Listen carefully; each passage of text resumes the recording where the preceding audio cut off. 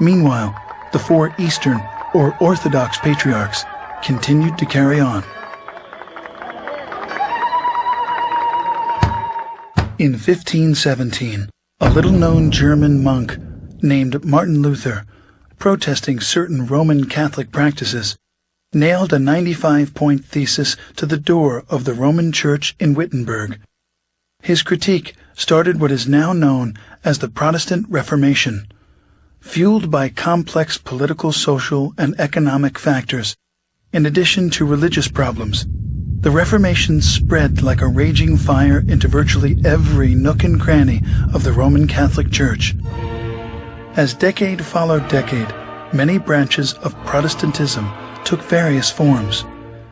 Different divisions insisted they were neither Protestant nor Catholic, most wanting a less centralized form of leadership.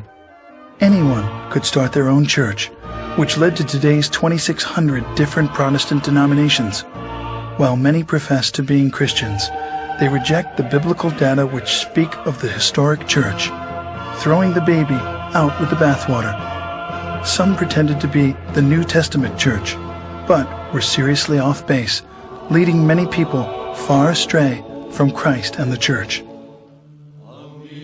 But that first church of the apostles, despite persecution, political oppression, and desertion, miraculously carried on. Today, the four patriarchates remain intact, in full communion, maintaining the original apostolic faith of the New Testament record. The holiest two Christian shrines, the Nativity, where Jesus was born, and the Sepulchre, where Jesus was buried and resurrected, are still protected to this day by the Orthodox Church. As the 165th direct successor to the Apostle Peter, the Patriarch of Antioch, Ignatius IV, presides on a street called Straight, as is mentioned in the Bible.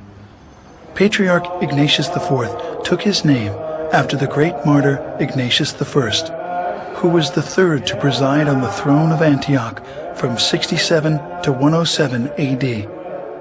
Records of Orthodox tradition hold that Ignatius of Antioch was the young child Christ took up into his arms in Matthew 18:3. We did not invent Orthodoxy. Churches cannot be invented.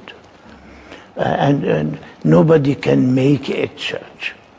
And Christ is the only one who spoke about his own church. And we believe that we stick to Orthodoxy because it is his own church. Today, the Patriarchate of Antioch, together with the three other ancient Eastern Patriarchates, Constantinople, Alexandria, and Jerusalem, added 5 modern patriarchates: Russia, Serbia, Romania, Bulgaria, and Georgia, 4 autocephalous churches, Cyprus, Greece, Poland, and Albania, and 5 autonomous churches, Sinai, Czech Republic, Finland, Japan, and China. Many with dependent bodies throughout the world. Together they comprise what is known as the Eastern Orthodox Church, with an estimated 250 million adherents, of whom some 5 to 6 million live in the United States and Canada. According to Mr. Daley Smith of Southern Baptist Ministries, people are leaving church feeling empty on Sundays. They are not being lifted spiritually. Similar reports come from Europe and South America, where church members are simply dropping out. My parents raised me Baptist, and it wasn't ever really doing it for me.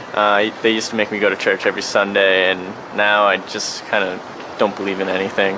I take what I want to out of the Bible and out of the Word, and I pray on my own, and I just don't really feel that I need one man, a pastor or a priest to give me that word. I think it's my relationship with God and my relationship with Christ, and no man, I feel, has one word to say about it.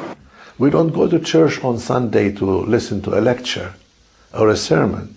We go to church to be sanctified, to experience this holiness which is in the divine liturgy. And if you go to church and don't experience this sense of the holy, then you leave the church without without what the American psychologist William James said, without a spiritual experience.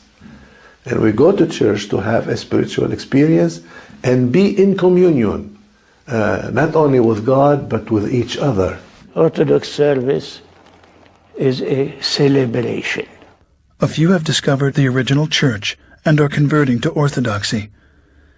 In 1987, about 20 parishes of former evangelicals embraced the Orthodox faith.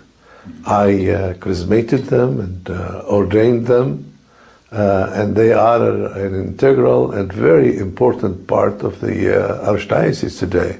The thing that brought us to at least look at the church was after almost a decade of campus outreach and evangelism in the 60s, we became convinced that biblically we had to be tied into the church to do what we were doing. We did not set out to discover orthodoxy. We set out to find out what the ancient church was really like. And in doing so, we discovered orthodoxy. O you Orthodox Christians, may the Lord God remember His heavenly kingdom, always now and ever, and unto the ages of ages. From the beginning, the breaking of the bread and wine was kept at the very center of Christian worship. The uniqueness of Orthodoxy and how it differs from Protestantism is this, that we do not, through the Divine Liturgy, we do not tell people what Christ said only. Through the sacrament, which we call communion or the Eucharist, Eucharistia, we tell people what Christ indeed did. Just as the law, the Psalms, and the prophets were read in the synagogue worship in early Israel,